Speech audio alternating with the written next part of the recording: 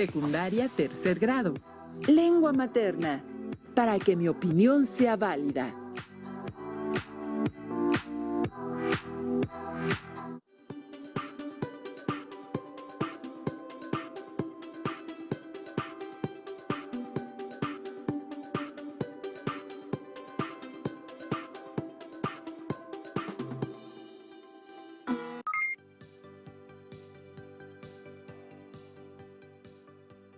¡Qué gusto encontrarnos de nuevo! Mi nombre es Sebastián Fuyú y les doy la bienvenida a las alumnas y alumnos de lengua materna de tercer grado de secundaria. Antes de iniciar, les recuerdo que debemos seguir cuidándonos, lavando frecuentemente nuestras manos y con agua y jabón abundante, usando el cubrebocas adecuadamente de forma que proteja nariz y boca, y aunque juntos, guardar y pedir la sana distancia. La salud es primero. Además, ¿ya hicieron algo de ejercicio? Hay que mantener el cuerpo sano. Sean bienvenidos alumnas y alumnos de tercer grado de secundaria a una emisión más de Aprende en Casa 2. Soy Alberto Ábrego y es un gusto encontrarnos por aquí en una sesión más de Lengua Materna 3. En esta sesión titulada Para que mi opinión sea válida, tendremos la oportunidad de revisar materiales y desarrollar algunas actividades para que podamos seguir aprendiendo juntos. Nuestro aprendizaje esperado es: identifica la diferencia entre los argumentos basados en datos y los basados en opiniones personales. Y el propósito es diferenciar entre información sustentada en hechos y la que es en opiniones. Para argumentar de manera adecuada, debemos procurar centrarnos en información objetiva y con pruebas contundentes, tratando de evitar caer en gustos o inclinaciones personales. Los materiales que vamos a necesitar para esta sesión son un cuaderno, lápiz o pluma para que puedan tomar notas. También podría ayudarles tener a la mano su libro de texto. Recuerden que todo lo que expondremos en esta sesión es para reforzar nuestro conocimiento. Así que les recomendamos llevar un registro de las dudas o inquietudes que surjan durante la sesión. Algunas de ellas las podrán aclarar al consultar su libro de texto. Yo suelo anotar palabras clave o ideas centrales que me ayuden a seguir de mejor manera el contenido. Prueben esta estrategia, les podría ayudar un poco. Muy probablemente, alguna vez se han encontrado en una situación en la que ustedes, con un amigo o amiga, no se pueden poner de acuerdo en algo. A mí me ha pasado frecuentemente. Y cuando se trata de tomar una decisión, cada uno expone los argumentos por los que considera que tiene la opinión adecuada. En nuestro día a día solemos encontrarnos en este tipo de debates. Por eso es importante entrenarnos y saber cómo argumentar de la manera más acertada. Para iniciar, compartiremos con ustedes la lectura El agua se acaba, un artículo que surge de una investigación de Santiago Ferrada. Antes de comenzar, reflexionamos sobre los siguientes aspectos. ¿A ustedes les parece que es exagerada la idea de que el agua se acabará? ¿Creen que se susciten conflictos entre países por el desabasto de agua? ¿Quiénes serán los verdaderos responsables del problema de escasez de líquido vital? Vamos a ir leyendo y le voy a pedir a Sebastián que me apoye con la lectura. El agua se acaba y con ello se pone en riesgo nuestro estilo de vida. No es un mensaje apocalíptico, ni tampoco una amenaza propagandística. Simplemente es la realidad. 1750 años antes de nuestra era, ya se hacían manuales para optimizar el uso del agua, pero no hemos sido capaces de aprender lo suficiente sobre este problema. Por ello, hoy en día, se calcula que unos 300 conflictos armados, guerra de Siria incluida, se ven recrudecidos o tienen su origen en el agua. Lo que sí queda claro, por desgracia, es que el agua seguirá siendo el motivo por el cual se generen más conflictos durante el siglo XXI. Me parece que cada que escuchamos acerca de determinados temas, emitimos una opinión, sobre todo si estos son de interés público. Es verdad. Y el poder expresarnos libremente es un derecho. Sin embargo, externar nuestra opinión no la convierte en un argumento. Queda simplemente como un juicio referente al tema del que estamos hablando. Para que sea más claro, avancemos un poco más.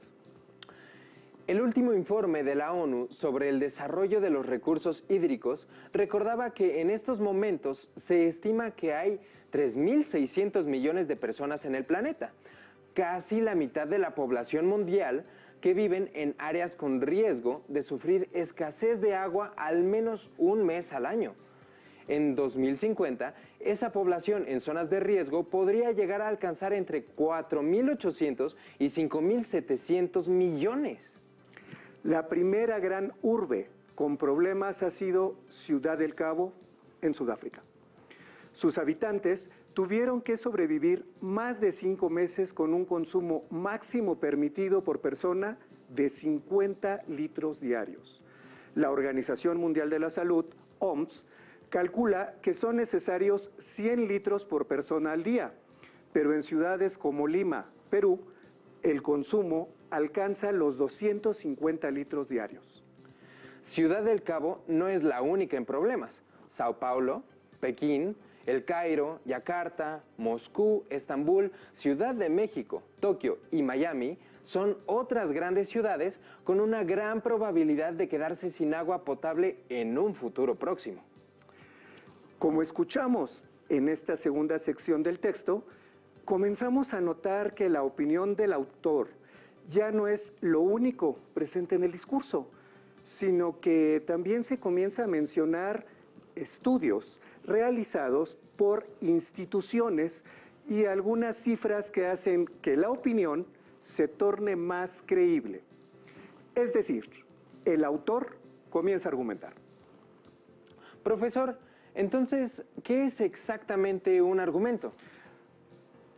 Los argumentos son unidades complejas compuestas por una idea central, un conjunto de ideas de soporte y una conclusión. Su propósito principal es dotar de razones válidas a una idea para que ésta pueda fundamentarse sólidamente y, por consiguiente, se convenza al interlocutor de la autenticidad de nuestro punto de vista. Entonces, ese intercambio de ideas y razones está enfocado a persuadir o convencer a otros sobre un tema determinado. Así es. Se utiliza para defender una postura. A este tipo de manifestaciones se les llama argumentación. ¿Y cómo se puede argumentar de forma adecuada? Cuando argumentamos, primero tenemos que pensar en las características del público receptor de nuestro mensaje. Con base en ese público al que esperamos persuadir, debemos organizar la información. Hay que seleccionar las evidencias que respalden nuestro punto de vista, de modo que nuestros argumentos sean más efectivos. Es un tema muy amplio, profesor.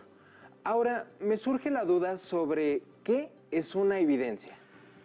Una evidencia es cualquier información o dato que sirva para sustentar la idea central de un argumento.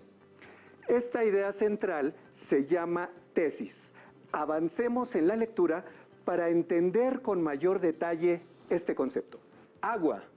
En 2030, la demanda de agua será un 40% mayor que ahora, debido al aumento de la población, la cual seguirá migrando a regiones donde el cambio climático no sea tan drástico.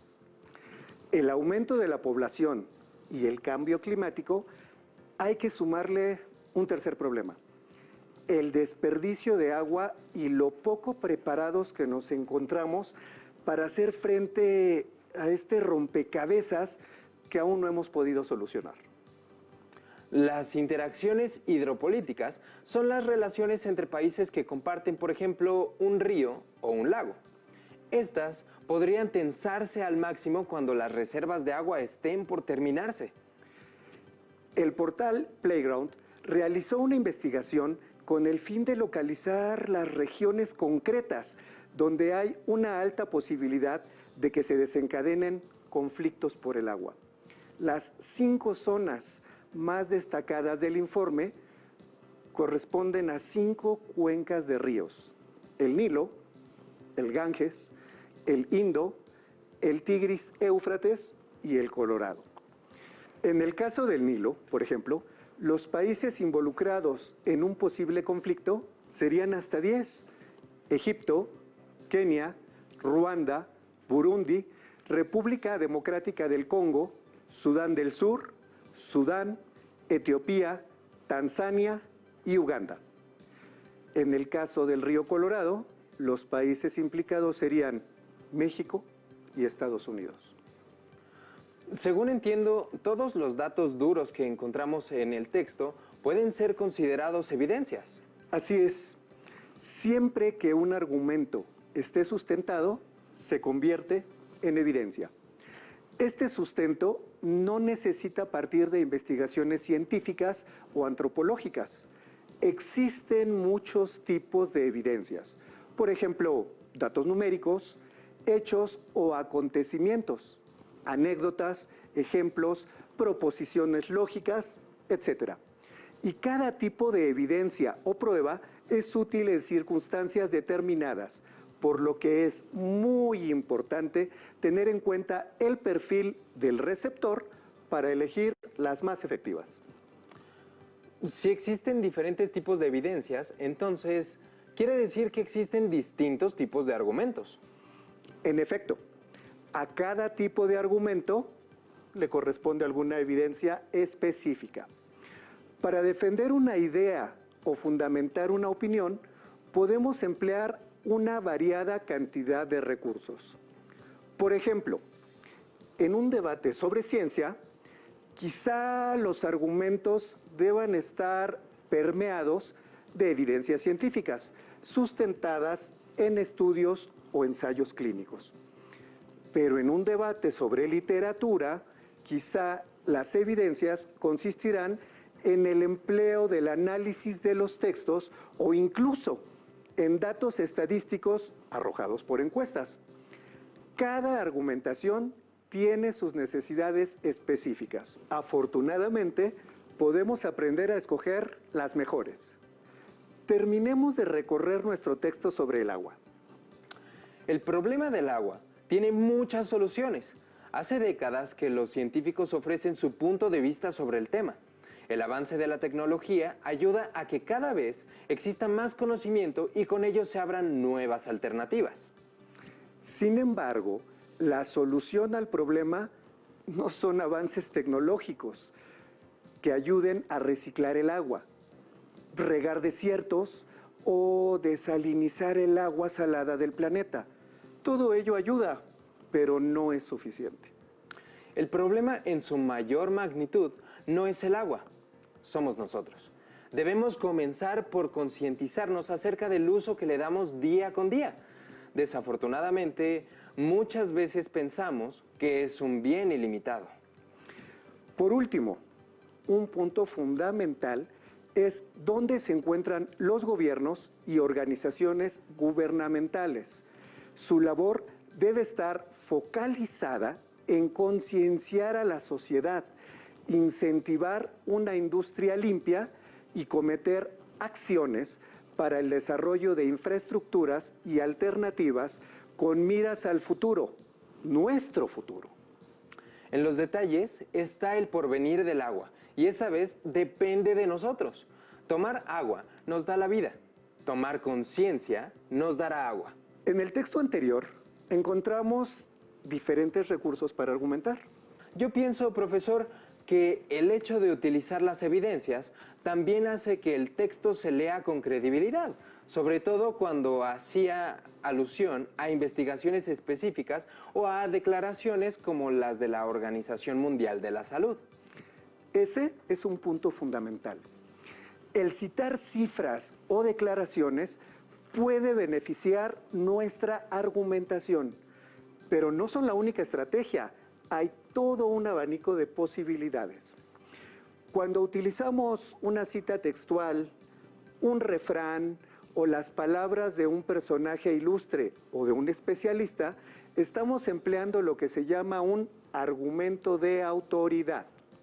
Por otra parte, cuando referimos a un ejemplo real o inventado para dar contexto a la situación y a nuestra tesis, se trata entonces de un argumento de ejemplificación.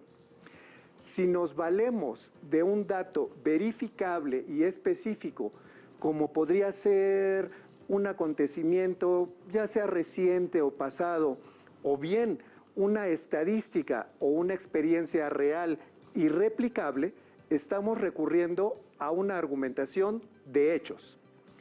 Mientras que al invocar una verdad aceptada comúnmente que dependa de la lógica o de los usos y costumbres, estamos ante un argumento racional. Finalmente, si aludimos de manera implícita o explícita algún sentimiento o emoción, nos habremos encontrado con un argumento afectivo. Ahora entiendo por qué es importante tener claro quién es el receptor de nuestros argumentos. Quizá en un debate escolar nos convenga usar un argumento de autoridad o uno de ejemplificación. Pero puede ser que entre nuestros amigos o nuestra familia llegue a funcionar de mejor manera un argumento afectivo o uno racional. Todo dependerá del contexto y la persona con la que nos encontremos debatiendo. Lo que hay que tener bien claro es que un argumento es una prueba o evidencia que nos ayuda a respaldar algo en lo que nosotros creemos.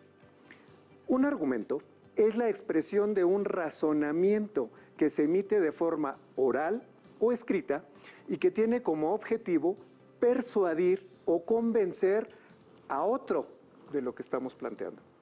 Por ejemplo, en los debates, los argumentos son esenciales en esta práctica, puesto que nos ayudarán a definir si nuestra posición es la ganadora o la perdedora. Estoy seguro de que han escuchado el dicho, hablando se entiende la gente. Cuando se tienen puntos de vista diferentes, hay que saber hablar para intentar convencer a los demás de nuestra opinión. Sin embargo, también hay que tener respeto. Puede que en una de esas los argumentos del otro nos convenzan. Al participar en una discusión, siempre es posible aprender algo. Las personas con quienes debatimos pueden aportar razones que nosotros no habíamos tomado en cuenta. Bien pueden estar al tanto de detalles o información que nosotros desconocíamos. En un debate, lo deseable es llegar a una conclusión común con la que, de preferencia, todos estemos de acuerdo.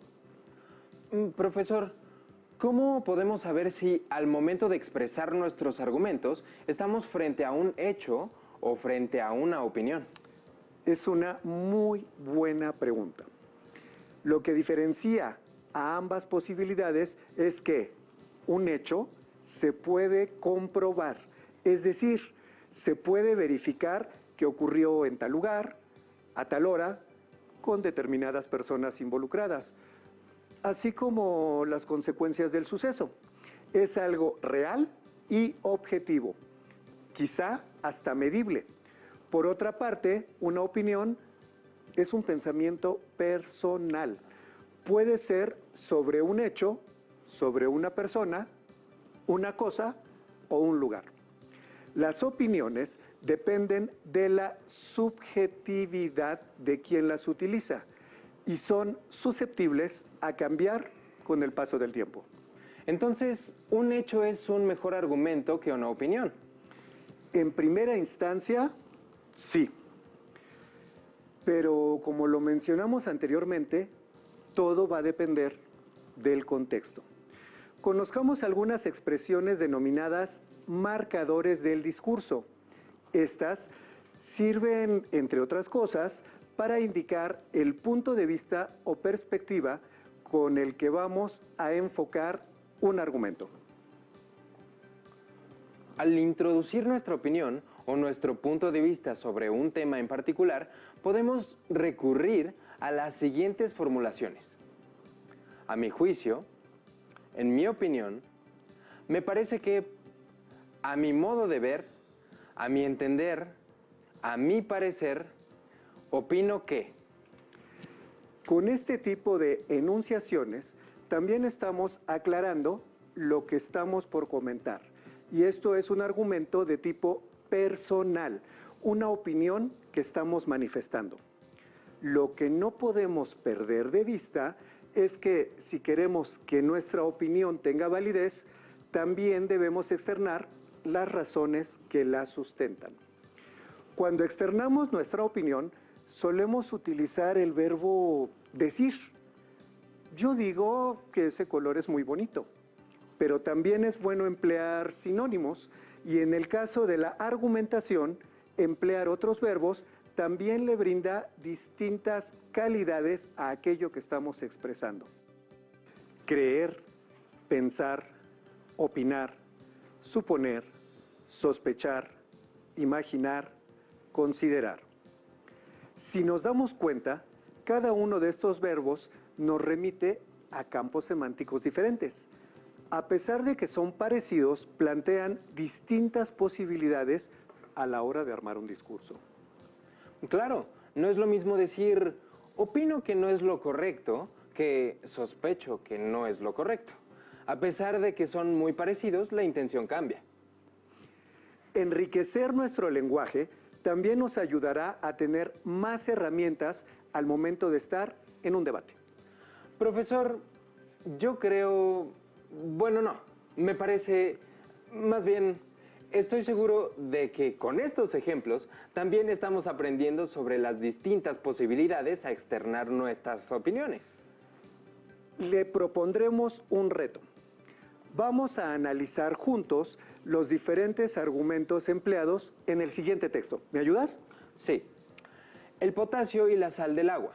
El agua del mar contiene sal y potasio, dos elementos que, según la investigación de la Escuela de Medicina de Nippon, Japón, ayudan a mejorar y aceleran el proceso de curación de las pieles dañadas por problemas como la dermatitis. Una portavoz de la Asociación Británica de Dermatólogos explicó al diario que el agua de mar tiene propiedades antisépticas y puede reducir una infección asociada con el eczema. También puede ayudar a curar la piel, sin embargo, recomienda limpiar la sal después del baño en el mar e hidratar la piel. ¿Qué piensan? ¿El autor de este texto argumenta utilizando hechos u opiniones? Yo opino que en los dos párrafos del texto, el autor lo sustenta en hechos. Por un lado, menciona al estudio de una escuela de medicina en Japón y en un segundo momento emplea lo que llamamos argumento de autoridad, al citar lo que una experta en el tema tiene que decir. Es verdad. Por eso el texto se lee convincente, porque en ningún momento se expresa una opinión personal. Todo se rige bajo fundamentos comprobables. Analicemos un último texto. Los datos encontrados en el libro son duros, pero también hay momentos de risas, que además hacen reflexionar sobre lo duro de la enfermedad y cómo las personas que la padecen ven el lado positivo de la vida, incluso en los peores momentos de su enfermedad.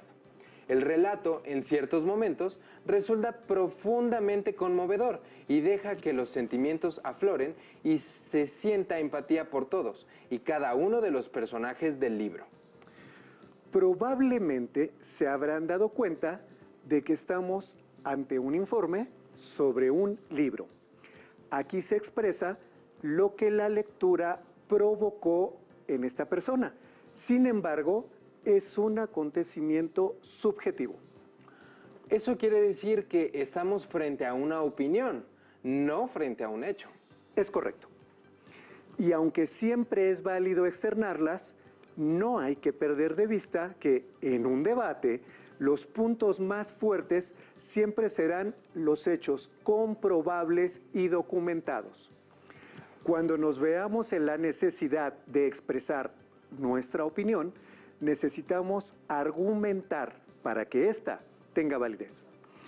Al participar en ejercicios como lo son los debates o los paneles de discusión, nos encontramos con un tipo de comunicación que consiste en confrontar ideas u opiniones diferentes sobre un tema determinado. El objetivo de un panel de discusión es plantear, exponer y conocer diferentes posturas y argumentaciones, con la finalidad de que pueda llegarse a una conclusión. También se utiliza el panel de discusión como técnica educativa y, por tanto, es aplicado tanto en la educación básica como a nivel universitario. Siempre procuremos poner atención en nuestros argumentos antes de externarlos, revisar si hay hechos, investigaciones o autoridades que los respalden, o bien si hay alguna manera en que podemos dar validez a nuestras opiniones. Y bien, estamos llegando al final de nuestra sesión. Les sugerimos que para afianzar los aspectos revisados, localicen en su libro de texto el aprendizaje esperado. Identifica la diferencia entre los argumentos basados en datos y los basados en opiniones personales.